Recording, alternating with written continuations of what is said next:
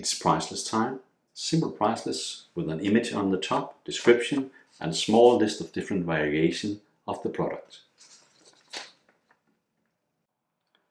Let's take a look at the data.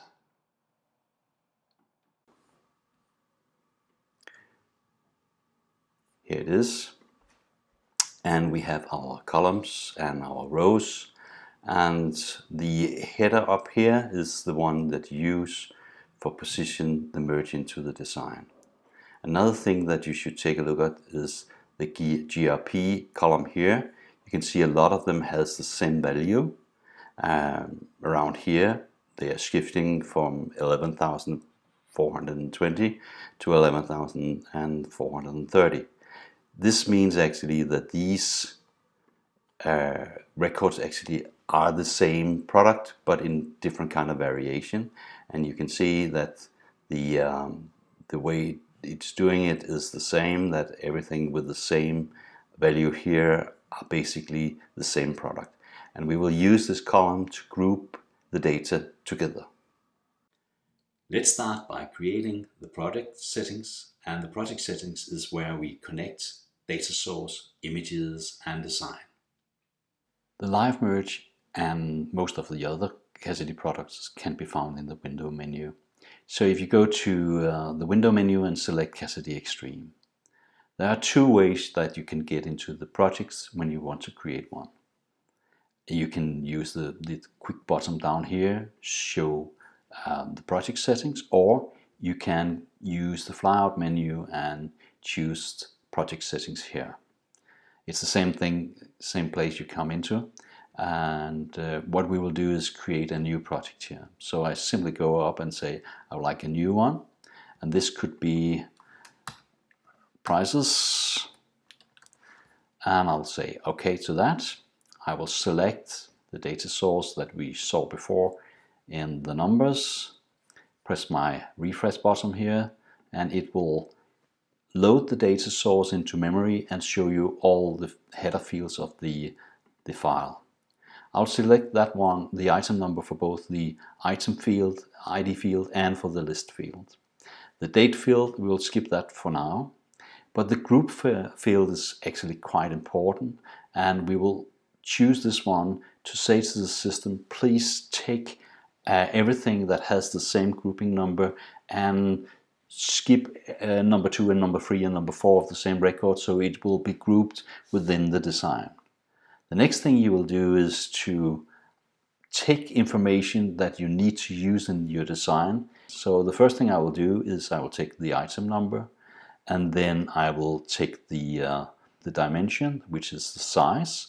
I'll need the grid, and I will need the price, the pack, the bullet, and I think that should be okay. So this long list will actually give the software access to any field that we have selected down here, even though that we are grouping the data. The next thing I will do is I will select my design paths, and this is the folder I've just created. It's a kind of copy for the tutorial price list. I'll select my items here, and I will select my image paths for this one here. So the last thing I need is actually the template paths, and it will be just the root of this folder. I will select that one. So this completes my setup of the project settings. When you have looked at the data, the next thing you should do is create a dummy of your design like this one, and for each of the columns, be aware which kind of field goes into where. That's often the things that I'm using most of my time for, figuring out what should be in column 1, what in 2, and so on. Price list is basically one big table. So we will start by creating a text frame like this one, and then insert a table into that. And we will need to have one body row, and we will have 7 columns, 5 header row, and no footer row. I'll style everything while you are watching so you can see how it's done, but this is basically what it is to it. So I just select everything here, select all the lines, and say I don't want any lines.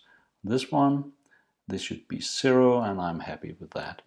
The next thing I will do is I will take the first 4 of those columns in the first row and convert them to one cell, and I will do that for the next couple of ones, just like this one, and say this one should be merging, and then this one should be one line. It's just this kind of space we are using.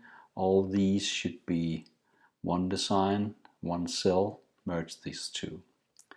Okay, before we start, I will just change some of the basics of this one so it will fit my design. This one should be 55 millimeters. The next one should be, that should be 35. We will have 1 for 35.2, and then we will have 18, and we will have 11, and we will have another one with 11 in with something like that. That will fit the size of the page nicely. The next thing I will do is I will insert one of the log text, like product ID up here.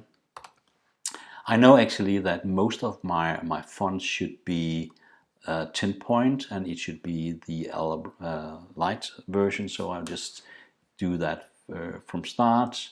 Enter colon, then insert X's where I need my merge markers to go, and the next one is product group here,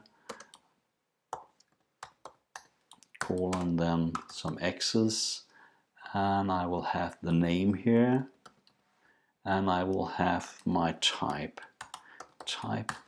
The name should be in bold. Here we will need the bold version of that one, and it will be a little bit bigger. And for these two, it should be 12 point. Okay, so this is basically the top of the element. Now we need our header, and I will select everything in the header here and go to my swatches and make sure that the background in the cells are black. Something like that. And I would like to have all the text within this one to be in paper. And I also want the text for this one to be the bold size of this one, and this one should be light. So I will enter the headline here. It should be a product number, and the next one should be type, and then we have dimension, and we have the grid size, the price, the packages, and a symbol, what we call an icon. The price should be turned to the right, so we make sure that it's aligned in the right inside the cell, just like this one. And I believe that the other one should be just like I have inserted here. I could now insert, X's for where my market goes, and I will show you why I don't do it for the rest of them. But one of the important thing when you have a small variation list like this one is that you start your list by entering a curly bracket from the start, and you end your list by inserting also a curly bracket like end.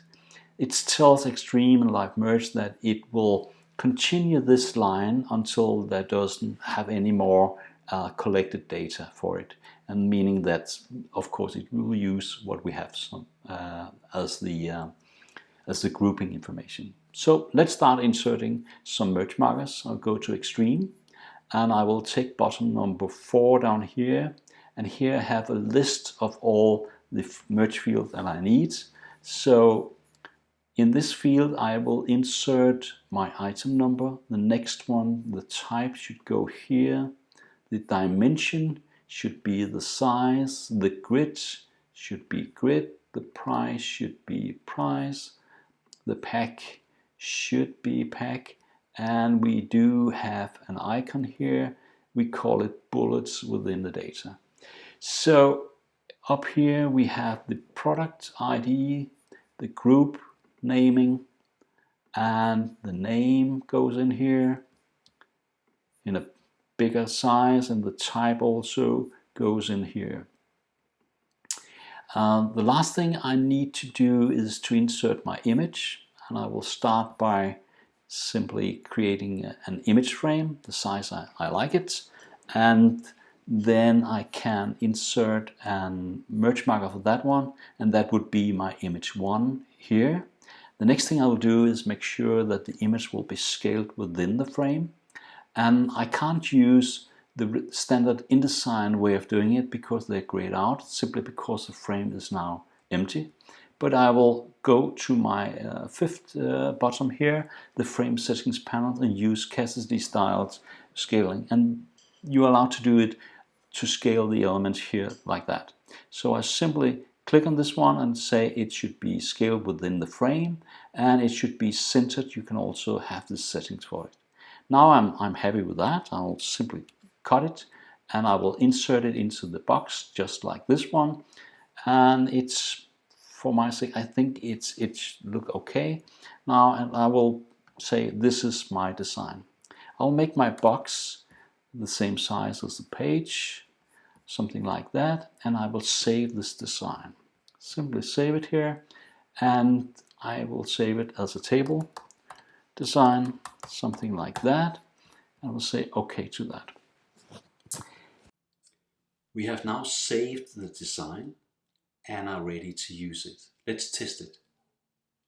If I use the standard step and repeat production method of Extreme, it will create one of these cells on each pages, meaning that if I click the create button here, it will continue to use the same design over and over again. I'll just delete this one, but create a new one like this and press my create button here.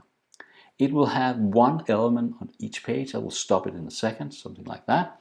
But you can see that it won't actually fill the full pages. There are enough space left down here. See, some of the next one could be there, and definitely this one could fit on this page. So we need something else that will put everything into the same box.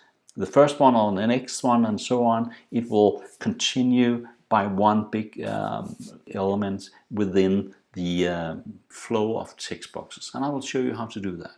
Cacidi Autocalc is a way of paginate all your pages. We have 13 different kind of way to paginate pages, and one of them is called prototype placement. We'll use that for our price lists. Let's take a look at Autocalc. Autocalc is a functionality that can read information from the data source about which kind of design should be used. That's the basic one, and it will continue to create pages and add pages whenever it's needed.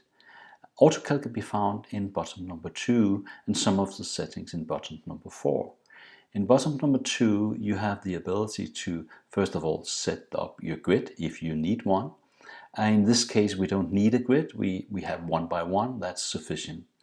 We have a long range here of different kind of Autocalc methods. There are, I think, 13 different types, plus the custom one here. But the one we are using in this price list example is the prototype.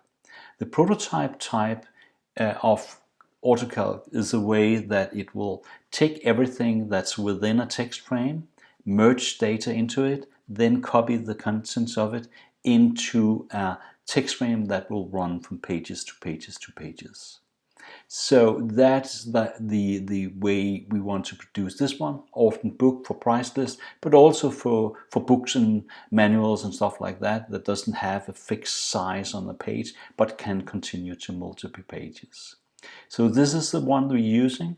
We go to bottom number 4, where we have all the settings here, and all I have to do is insert the table design information, the name that we gave to the design here, table design was the name. We insert that in the field here, and we actually are ready to run. We can save this one for later use. We could call it calc price list, something like that. Say OK. The benefit of saving the calculation style is that, let's say that you have a much different setup yesterday, and you need to quickly create whatever production you have. You can simply select your settings, and everything will be set to you, including information about the merge markers for the production. Now the only thing you have to do now is to press the calculate button. It will go down, read the data, and then it will lay out the elements as you probably wish. I will silence a little bit here till it's over, and we'll move fast forward in the video.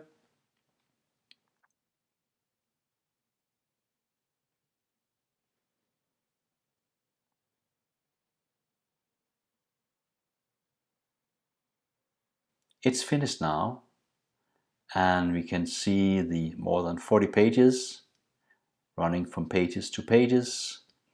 And of course, if you make one of them smaller here, everything will reflow on the pages. And you can see that it will add extra lines to one page and continue on the next one. This completes our price list tutorial. Thank you for now.